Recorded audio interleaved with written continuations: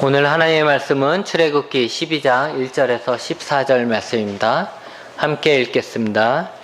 여호와께서 애굽 땅에서 모세와 아론에게 일러 말씀하시되 이 달을 너희에게 달의 시작 곧 해의 첫 달이 되게 하고 너희는 이스라엘 온 회중에게 말하여 이르라. 이 달 열흘에 너희 각자가 어린 양을 잡을지니 각 가족대로 그 식구를 위하여 어린 양을 취하되 그 어린 양에 대하여 식구가 너무 적으면 그 집의 이웃과 함께 사람 수를 따라서 하나를 취하며 각 사람이 먹을 수 있는 분량에 따라서 너희 어린 양을 계산할 것이며 너희 어린 양은 흠없고 1년 된 수컷으로 하되 양이나 염소 중에서 취하고 이달 열 나흘까지 간직하였다가 해질 때 이스라엘 회중이 그 양을 잡고 그 피를 양을 바를 문설주와 인방에 바르고 그 밤에 그 고기를 불에 구워 무교병과 쓴 나물과 아울러 먹되 날 것으로나 물에 삶아서 먹지 말고 머리와 다리와 내장을 다 불에 구워 먹고 아침까지 남겨두지 말며 아침까지 남은 것은 곧 불사르라. 너희는 그것을 이렇게 먹을지니 허리에 띠를 띠고 발에 신을 신고 손에 지팡이를 잡고 급히 먹으라. 이것이 여호와의 유월절이니라. 내가 그 밤에 애굽 땅에서 그러라며 사람이나 짐승을 막론하고 애굽 땅에 있는 모든 처음 난 것을 다 치고 애굽의 모든 신을 내가 심판하리라. 나는 여호와라. 내가 애굽 땅을 칠 때 그 피가 너희가 사는 집에 있어서 너희를 위하여 표적이 될지라. 내가 피를 볼 때 너희를 넘어가리니 재앙이 너희에게 내려 멸하지 아니하리라. 너희는 이 날을 기념하여 여호와의 절기를 삼아 영원한 규례로 대대로 지킬지니라. 아멘.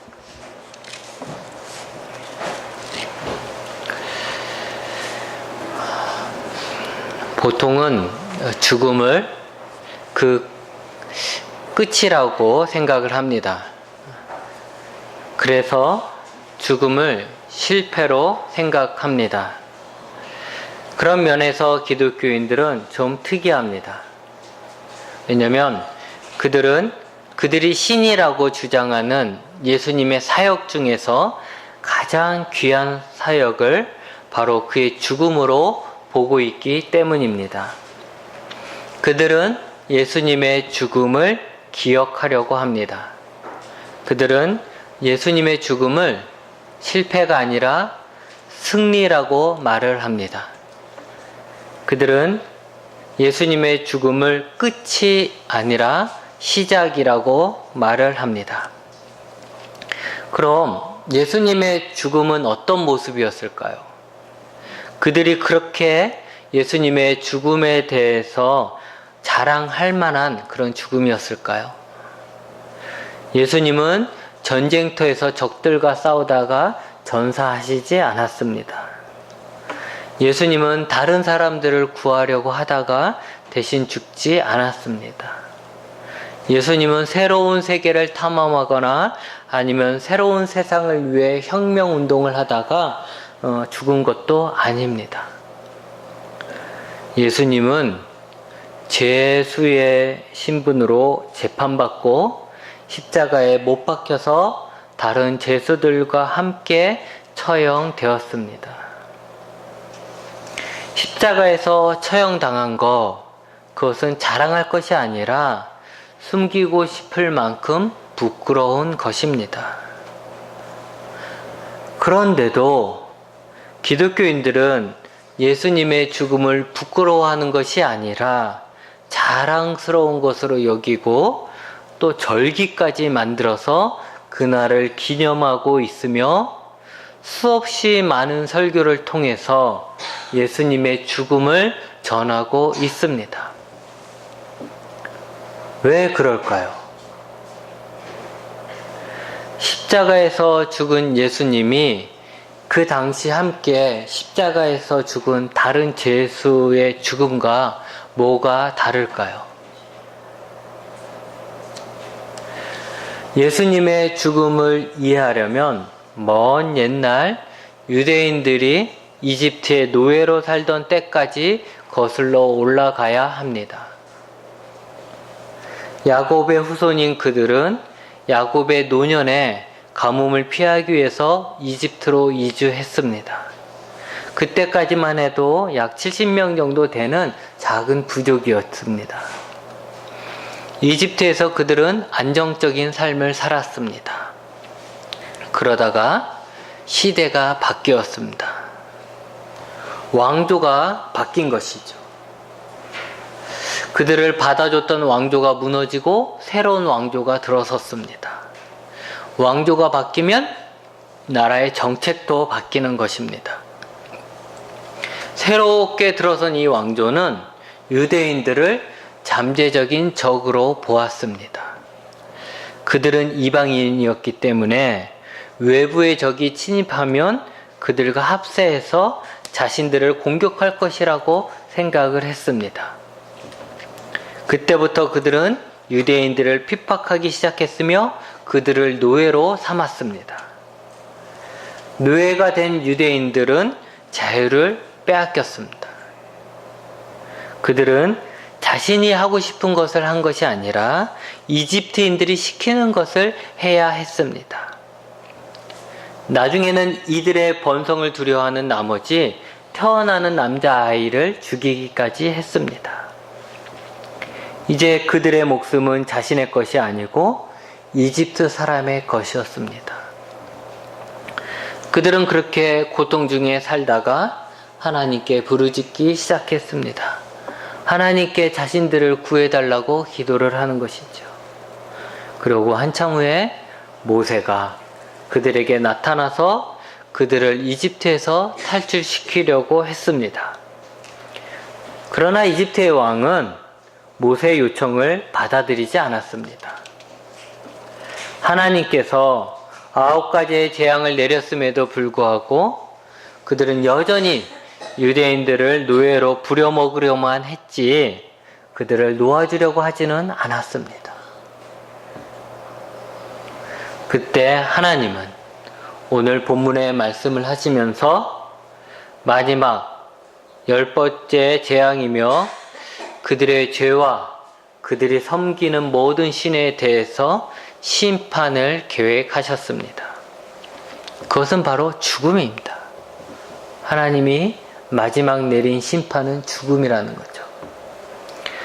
하나님께서 죽음의 천사를 이집트에 보내서 사람이나 짐승이나 처음 난 것을 치게 하셨습니다. 가장 두려운 이 심판의 날이 유대인들에게 어떻게 구원의 날이 될 수 있을까라는 것이죠. 각 집마다 죽은 자식을 안고 죽은 짐승을 보면서 통곡하고 절규하는 그 밤에 어떻게 유대인들은 안전할 수 있었을까? 그것은 바로 하나님과 유대인 간의 언약이 있었기 때문입니다. 하나님은 유대인들에게 미리 죽음을 피할 수 있는 방법을 가르쳐 주셨습니다. 그 방법은 어린 양을 잡아 그 피를 우슬초에 찍어서 마치 페인트 칠하는 것처럼 문 사방에다가 그 양의 피를 칠하는 것입니다. 그리고 그들은 그 집 안에서 그 양의 고기를 구워 먹고 무교병과 쓴나물을 함께 먹어야 했습니다. 그들이 그 음식을 먹을 때 복장은 어땠느냐? 허리띠를 띠고 발에 신발을 신고 손에 지팡이를 잡고 급히 먹어야 했습니다. 여러분 상상해 보십시오. 1년 된 어린 양이나 어린 염소를 잡았습니다. 그 중에는 집에서 기르던 짐승도 있었을 것입니다. 한 아이가 묻습니다. 아빠, 왜 갑자기 이렇게 어린 양을 잡아? 아직 이거 잡아먹을 때도 안 됐잖아 라는 거죠. 왜 이 양을 죽여서 그 피를 문에다가 발라? 왜 급하게 이 양을 하룻밤 만에 다 먹으라고 그래? 양이나 염소는 가끔 잡아서 먹습니다. 그런데 지금 이 밤중에 잡은 양은 잔치를 하기 위해서 잡은 양이 아니지요. 먹고 즐기기 위한 것이 아니고 자신들이 죽음을 피하기 위해서 그 어린 양을 희생시킨 것입니다. 아빠는 아이에게 대답을 합니다. 이 양을 죽인 이유는 우리가 살기 위함이란다. 오늘 밤 우리가 살기 위해서는 이 양의 피와 고기가 필요해. 우리는 오늘 우리를 위해 죽은 이 양의 고기를 먹음으로써 이 양의 죽음을 우리의 생명으로 바꾸는 거야. 아이는 왠지 분위기가 이상하잖아요. 두렵고 슬퍼합니다. 그때 아빠는 이야기하는 거죠. 지금은 무섭겠지만 이제 새로운 시대가 시작되는 것이란다. 이 밤이 지나면 우리는 이집트에서 탈출하게 될 거야. 더 이상 노예가 아니라 자유인이 되어서 우리 땅에서 살게 될 거야. 이제 이집트 사람이 우리를 죽일까봐 두려워하지 않아도 돼. 이집트 사람들이 시키는 일을 하지 않아도 돼. 이제는 꿈을 가져도 돼.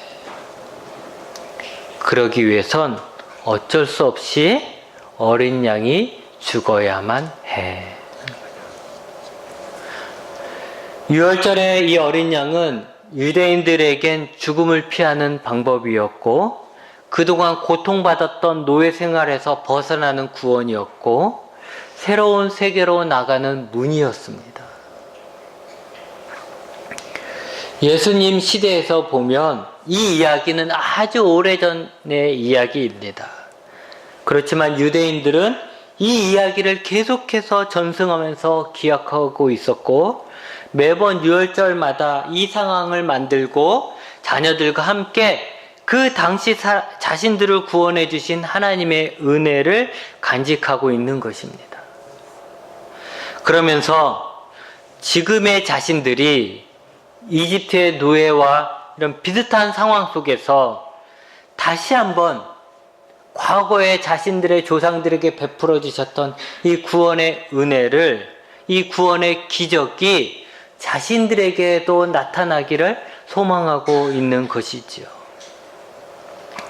그들에게 필요한 것은 어떤 힘센 영웅이 아닙니다. 왜냐하면 그들의 구원은 그들의 힘으로 이룰 수 있는 것이 아니기 때문에 그렇습니다. 그들에게 필요한 것은 그들이 하나님의 은혜를 입을 수 있는, 하나님의 구원을 얻을 수 있는 하나님과 약속된 어린 양,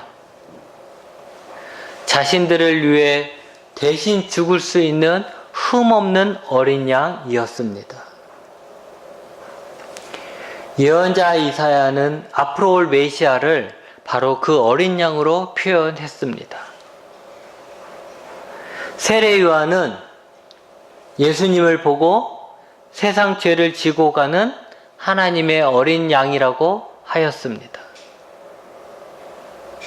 예수님은 자신을 바로 그 어린 양이라고 했습니다. 그래서 그는 유월절 음식을 잡수실 때 제자들에게 떡을 떼며 주시면서 자신의 몸이라고 하셨고, 또 포도주를 주시면서 많은 사람을 위하여 흘리는 나의 피라고 하셨습니다. 곧 예수님의 몸과 피가 유월절에 어린 양의 몸과 피라는 것입니다.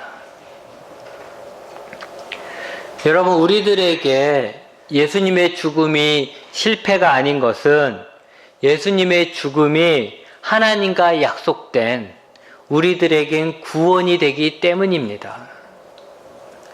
예수님의 죽음으로써 우리는 죽음의 심판에서 벗어나게 됩니다. 다른 사람들은 다 절규하고 통곡할 때 우리는 우리의 구원자를 바라보며 찬양하게 될 것입니다. 예수님의 죽음으로 우리는 죄의 노예에서 해방되고 죽음의 공포에서 벗어나게 되는 것이고 진정한 희망을 가지게 되는 것입니다. 예수님의 죽음은 우리에게 새로운 세계를 열어줍니다. 하나님의 자녀로서 하나님과 함께하는 삶을 살게 됩니다. 고통과 절망의 삶에서 이제 희망의 삶으로 들어서게 되는 것입니다. 여러분, 예수님은 하나님의 약속 그대로 6월절의 어린 양으로 죽으셨습니다. 이제 우리는 그 피가 묻어있는 집에 머물러 있어야 합니다. 우리는 예수님의 은혜 안에 있어야 합니다. 예수님을 온전히 믿고 신뢰함으로써 예수님과 같은 길을 가야 하며 늘 예수님의 눈길에 닿는 곳에, 예수님의 음성이 들리는 곳에 예수님께 가까이 있어야 합니다. 또한 유월절의 어린 양을 그 집에 있는 모든 사람들이 다 먹었던 것처럼 우리 각자가 이 예수님의 은혜에 참여해야 합니다. 내가 예수님을 만나야 하며 예수님이 내 안에 있어야 합니다. 예수님은 우리 엄마, 아빠의 예수님이 아니라 나의 예수님이 되어야만 합니다. 또 한 가지는 예수님으로 말미암아 구원을 바라는 자는 이제까지 살던 곳을 속히 떠날 준비를 해야 합니다. 허리띠를 띠고 신발을 신고 지팡이를 잡고 속히 먹고 이제 새로운 곳으로 갈 준비를 해야 하는 것입니다. 우리는 예수님의 구원을 바라면서도 머뭇거리고 있지는 않습니까? 지긋지긋하다면서도 막상 모든 것을 새롭게 하려니까 망설여지고 있지는 않습니까? 구원을 바라보면서도 계속 뒤를 돌아보며 옛것을 잊지 못하고 있지는 않습니까? 매일매일 우린 이렇게 해야 되는데 말만 할 뿐 아무것도 안 하고 그 자리에 그대로 있지는 않습니까? 그런 모습은 구원을 바라보며 새로운 삶을 희망하는 사람들의 자세가 아닙니다. 여러분, 구원의 문은 열려 있습니다. 이제 우리가 할 것은 예수님의 손을 꼭 잡고 뒤를 돌아보지 말고 구원의 새 땅으로 나가는 것입니다. 우리 모두가 함께 이 여정에 참여하시길 바랍니다. 기도하겠습니다.